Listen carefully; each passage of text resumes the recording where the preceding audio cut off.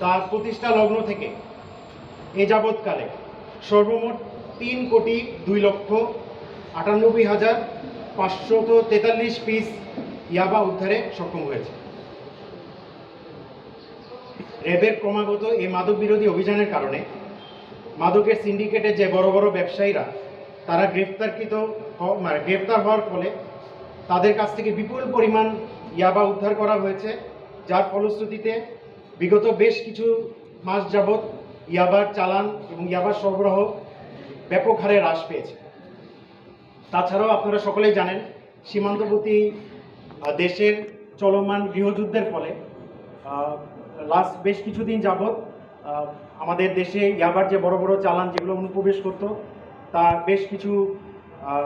বেশ ব্যাপক হারে হ্রাস পেয়েছিল।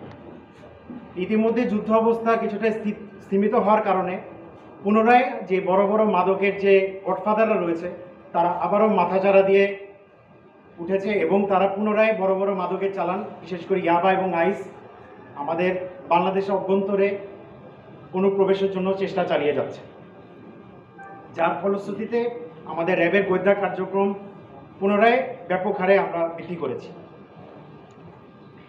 এরই ধারাবাহিকতায় র্যাব একটি চৌকস আভিযানিক দল গোপন তথ্যের ভিত্তিতে জানতে পারে যে টেকনাফ থেকে মেরিন ড্রাইভ হয়ে টেকনাফের একজন কুখ্যাত মাদক কারবারি যার নাম আব্দুল মোমেন, সে তার মাদক সিন্ডিকেটের আরও বেশ কিছু সদস্য সহ টেকনাফ থেকে মেরিন ড্রাইভ রোড হয়ে কক্সবাজারের উদ্দেশ্যে বেশ বড় একটি ইয়াবার চালান নিয়ে যাত্রা করেছে, যার ফলশ্রুতিতে অর্ধ রাত 2:10 ঘটিকায় আমাদের এই চৌকস আভিযানিক দলটি টেকনাফ কক্সবাজার মেরিন ড্রাইভের জালিয়াপালন ইউনিয়নের পাটুয়ার টেক এলাকাতে একটি টেম্পোরারি চেকপোস্ট স্থাপন করে এবং এই চেকপোস্ট স্থাপনের পরে মাদক তল্লাশি অভিযান শুরু করে। এই অভিযান চলাকালীন এক পর্যায়ে উক্ত যে মাদক কারবারি আব্দুল আমিনের যে বিলাসবহুল যে জিপটি, সেই জিপটি আমাদের এই আভিযানিক দলকে এবং আভিযানিক দল কর্তৃক স্থাপিত চেকপোস্টটি ক্রস করে এবং ক্রস করার সময় তাকে সেই গাড়িটিকে ইশারা দিয়ে আমাদের সিগন্যাল দিয়ে দাঁড় করানোর চেষ্টা করা হয়, কিন্তু উক্ত গাড়িটা আমাদের সিগন্যাল অমান্য করে আমাদের এই চৌকিকে পার হয়ে যাওয়ার চেষ্টাকালে আমাদের এই আভিযানিক দল কর্তৃক ওই এসইউভি গাড়িটি আটকানো হয়। পরবর্তীতে এই গাড়িতে থাকা ব্যক্তিবর্গদের আচরণ সন্দেহজনক হয়, তাদেরকে আমরা প্রাথমিকভাবে জিজ্ঞাসাবাদ করি এবং সেখানে আমরা যে কুখ্যাত মাদক কারবারি আব্দুল আমিনকে আমরা শনাক্ত করতে সক্ষম হই।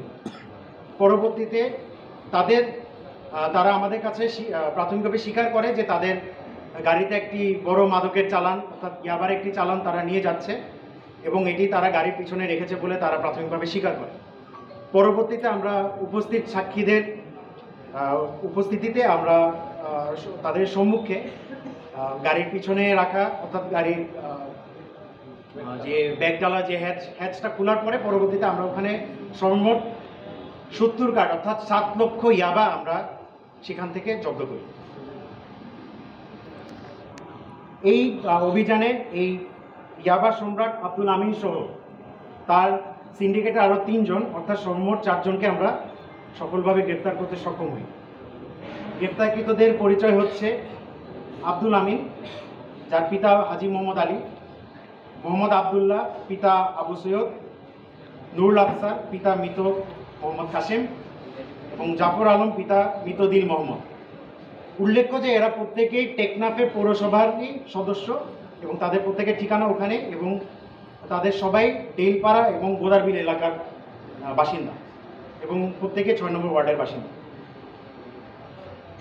প্রাথমিক জিজ্ঞাসাবাদে গ্রেপ্তারকৃত আব্দুল আমিন কুখ্যাত মাদক ব্যবসায়ী ও ইয়াবার সম্রাট হিসেবে সে পরিচিত, যে ইয়াবার বড় সিন্ডিকেটকে নেতৃত্ব দেয়। সে তার প্রাথমিক জীবনে একজন মুদি ব্যবসায়ী ছিল এবং গরুর হাটে ইজারাদার হিসেবে সে তার ব্যবসায়িক জীবন শুরু করে। পরবর্তীতে সে ধীরে ধীরে পলিথিন এবং কার্পেট ব্যবসার সাথে নিজেকে সম্পৃক্ত করে। পরবর্তীতে সে লোভে বশবর্তী হয়ে এই ব্যবসার আড়ালে সে ধীরে ধীরে ইয়াবার ব্যবসা শুরু করে এবং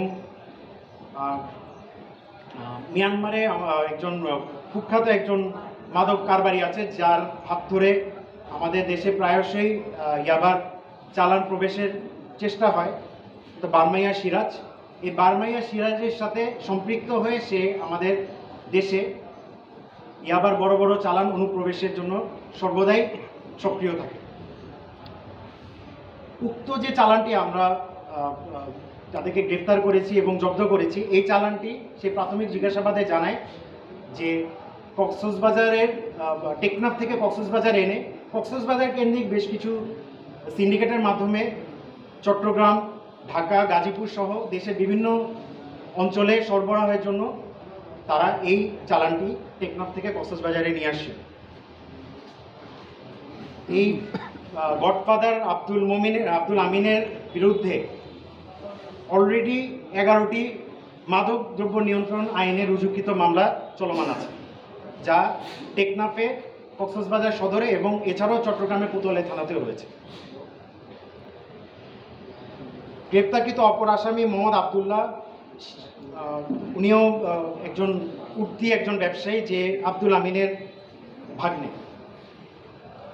সেও দীর্ঘদিন ধরে অবৈধভাবে পার্শ্ববর্তী দেশ থেকে গরু চোরাচালানের সঙ্গে জড়িত এবং ক্রমান্বয়ে এটিকে তার পারিবারিক ব্যবসায় রূপান্তরিত করেছে। পাশাপাশি সেও বারমাইয়া সিরাজের সাথে সম্পৃক্ত হয়ে ধীরে ধীরে সেও একজন ব্যবসায়িক ইয়াবার ব্যবসার সাথে জড়িত হয়ে বড় ব্যবসায়ী হিসেবে পরিণত হচ্ছিল।